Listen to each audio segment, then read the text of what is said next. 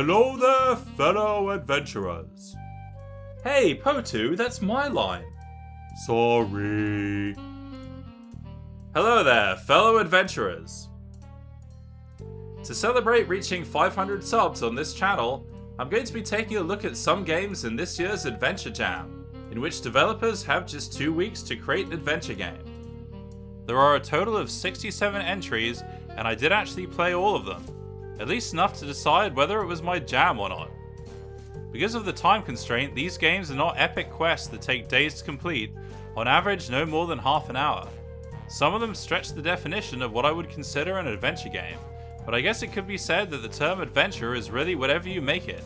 Whether you imagine yourself as a giant battery who sleeps in a flashlight, a cube living in a geometric world, or a capsule going around hacking people with a sword. So, here are my top 10 picks for AdventureJam 2018, and my friend Potoo here is going to count down for us. Number 10. Kynagos has a fairly straightforward plot. A great beast descends on a village one night and kills its livestock. While the villagers contemplate their loss, one hunter has the bollocks to go in search of the beast and take revenge. Nothing is gonna stop this brave adventurer. Except maybe a tree root. He then proceeds to eat some mushrooms that make him vomit. Not the best start for our hero, though as a mysterious onlooker says, we shall see how he fares. There are just 3 playable screens in the game, but each one is very well designed and the character portrait is a nice touch. When we track down the beast, we also find its master, an evil sorcerer who looks like Max Headroom. Max Headroom. This encounter has some dialogue choices with an interesting twist, in that you get to choose the sorcerer's responses rather than your own. The ending is left open for further development, and I'd like to see more of the hunter and his brave but bumbling antics.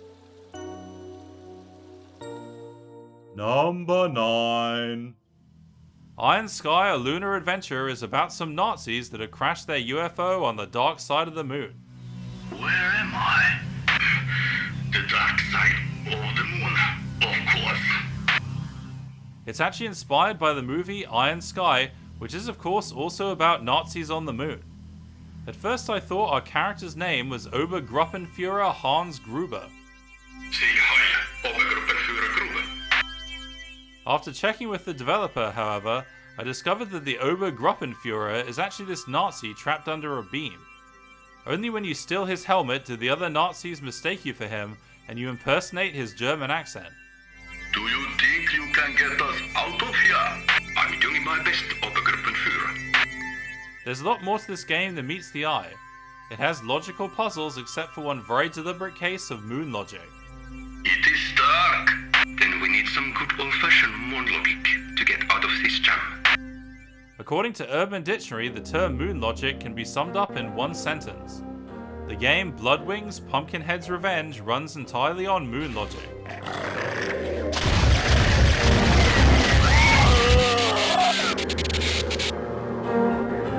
Yeah, that's an entirely accurate description. Iron Sky really makes you feel like you're stranded on the moon, surrounded by the emptiness of space. Space. All that empty space. It freaks me out. Number 8. Hey there, sleepyhead. Aw, look at her. And so we come to One Night at Lunarland. We play a little girl all alone in a theme park at night, searching anxiously for a way out. Her facial expressions and movements perfectly convey her state of mind, and reminds me a lot of Fran Bow. The girl picks up a bunny companion who comes to life, and you can send it to pick up power-ups that give you matches to ward off monsters. There's not a whole lot of puzzles to solve, it's more about the experience of traversing the dark recesses of the theme park. There are a couple bugs where the character walks right through an object or falls out of the game world.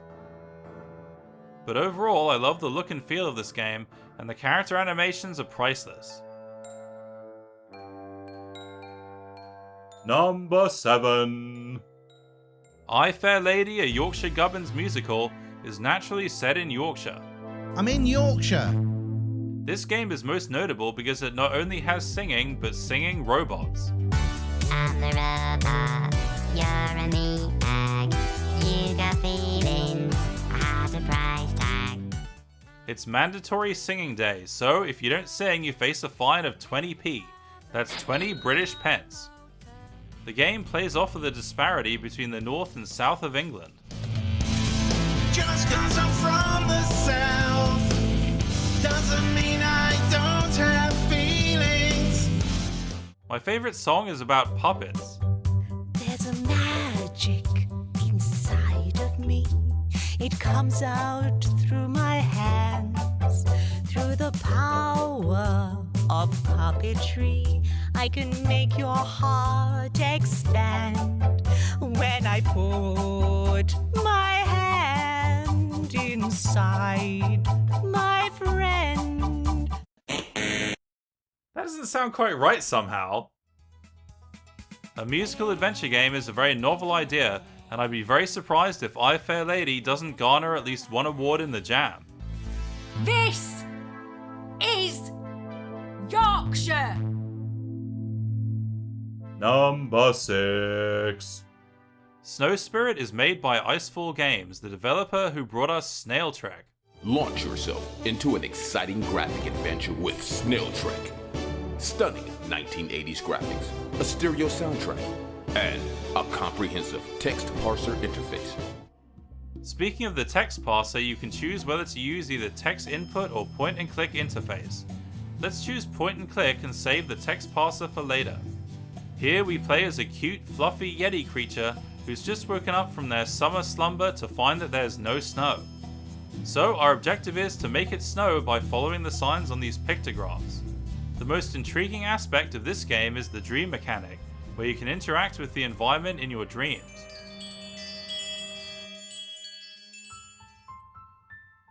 What you do in one dream can even affect the situation in another. To wake up again, you just need to stand in the sunlight. If you do that when awake though, it doesn't end well.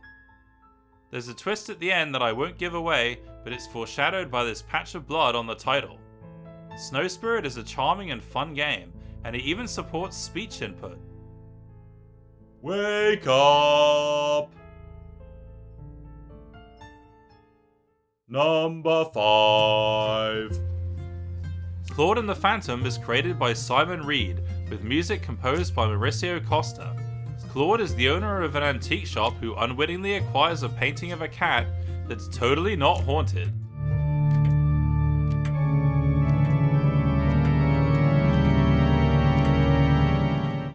Okay, maybe it is haunted. And so we must accomplish some tasks to free the ghostly cat from the painting.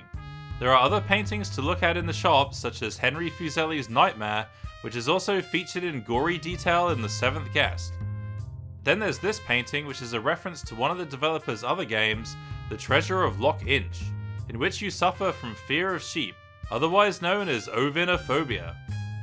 The puzzles are well designed and thought out, the most complicated being how to put together a fishing pole to catch a mackerel. This is all good wholesome adventure game fare, and is definitely more fun than doing your tax return.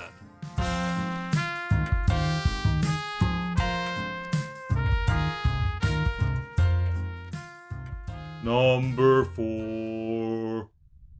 The Child of the Hill House is for mature audiences only, so anyone easily offended, please look away. What most likely makes this game mature is all the dead bodies you find scattered around. The question is, why are all these bodies dressed like us? And who are we anyway, and what are we doing here? Well, the story, if you're fast enough to read it, is that we're a killer for hire who's being paid $10 million to kill a kid. First we have to find the house where the kid is, but it's an adventure in itself figuring out how to navigate these woods, almost as tricky as finding the treasure of Melee Island.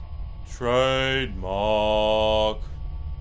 At the house we discover some occultish goings on, including a sofa that suffered too many ketchup stains.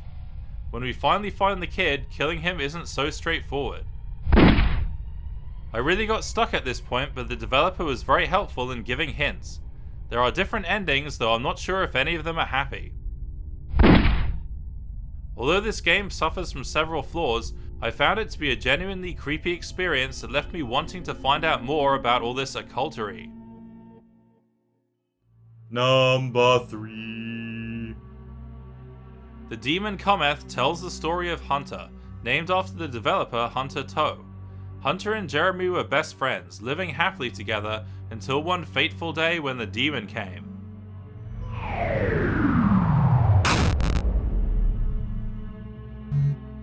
So Jeremy was reduced to a pile of bloody pixels, and Hunter ultimately seeks revenge on the demon.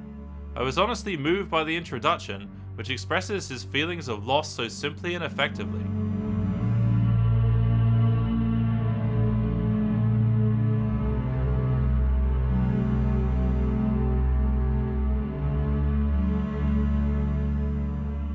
Okay, let's play The Demon Cometh. Holy monkey balls, is that the demon already? No, false alarm, it's just the ghost of the mailbox. A haunted painting and now a haunted mailbox? Whatever next, a haunted toilet? The ghost sends us on a mission to find a sack of gold, but in order to get it, we must first do something for the mysterious guy known only as Triple Question Mark. He tells us to kill the kid who lives next door by poisoning his cereal. Because Hunter is so desperate to defeat the demon, he carries out the deadly task.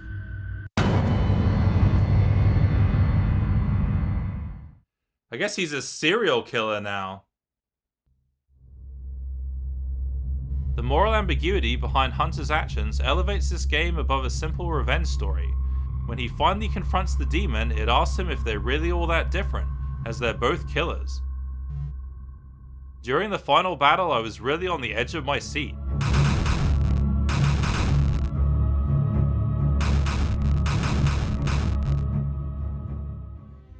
It's amazing how much I was emotionally invested in these characters, despite the fact that they're just blocks of pixels. It's a perfect example of how you don't need much to tell a compelling story.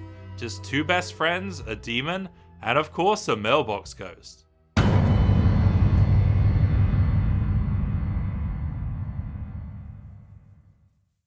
Number 2. Alright, let's ramp up this top 10 with... Ramp it up. This was developed by the Adventure Think Tank, one of whom is Trolls Plymouth, otherwise known as the Space Quest Historian. Their entry in last year's AdventureJam was Kitty Quest.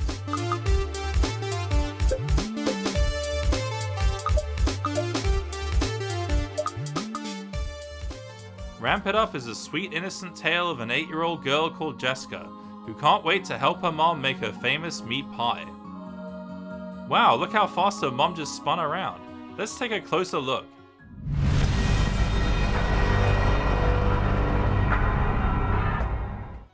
Anyway, let's go looking for ingredients for Dear Sweet Mama.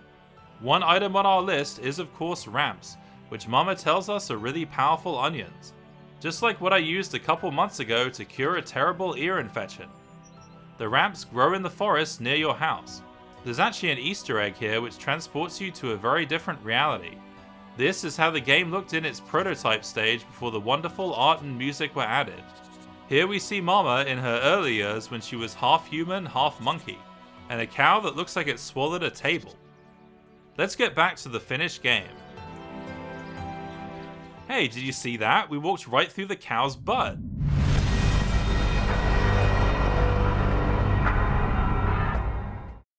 The developers joked about making Jessica kill Mama with a trowel like in Phantasmagoria, which would have added a whole new dimension to the game.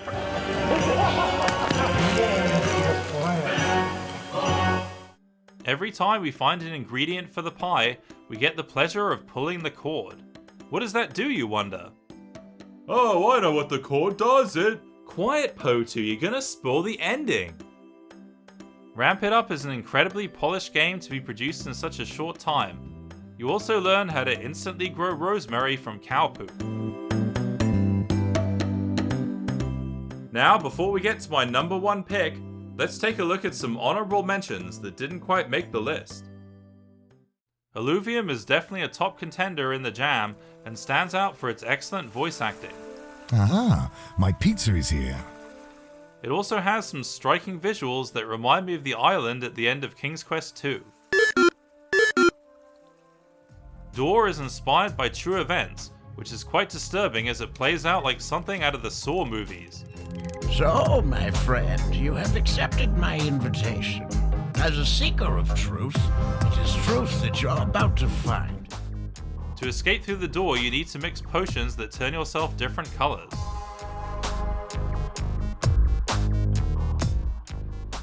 Duart takes place in the afterlife, where you're faced with a number of tests in which your decisions determine your fate.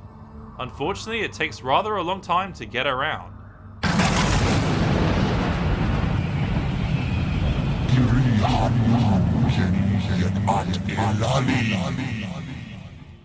The Sacred Orb has incredibly detailed graphics and is reminiscent of the Myst series. It shows great potential, but the story really needs time to develop, and things quickly descended into chaos when I discovered that you can throw books around. Just 'cause I'm from the south doesn't mean I don't have feelings. And now, my number one pick for AdventureJam 2018 is... Spy Quest 1 Mission Spectrum is a fantastic throwback to the golden age of Sierra adventure games. We play as Agent N of the HCA, the highly clandestine agency, and our mission, should we choose to accept it, is to investigate the Spectrum Company and find out what they're up to. Our first challenge is to figure out how to get out of our car. Why can't I move? I'm pointing and clicking everywhere. Try typing something. Oh, okay, what should I type? Get out. Oh, I get it. It uses the old text parser interface. This allows us to experiment with different sentences of our own making. By pressing the plus and minus keys, we can also run at superhuman speed or slow down to a snail's pace. These are just some of the features that trigger that good old nostalgic feeling, and if that's not enough, there's also several references to Sierra. If you try to pick up this worm, for example, it says, "Who do you think you are, Princess Rosella of Daventry?" And indeed, in King's Quest IV, Rosella carries a worm in her inventory. Then there's my favourite line by the mustache of Ken Williams. Ken Williams, of course, co-founded Sierra together with Roberta Williams. Of course, it wouldn't be a true Sierra tribute without some death scenes. You just need to select hard mode at the beginning of the game. On my first playthrough, I was just short of maximum points, but the game suggested asking the receptionist about her boyfriend. Let's see what Chris Hemsworth looks like in 16 colors, shall we?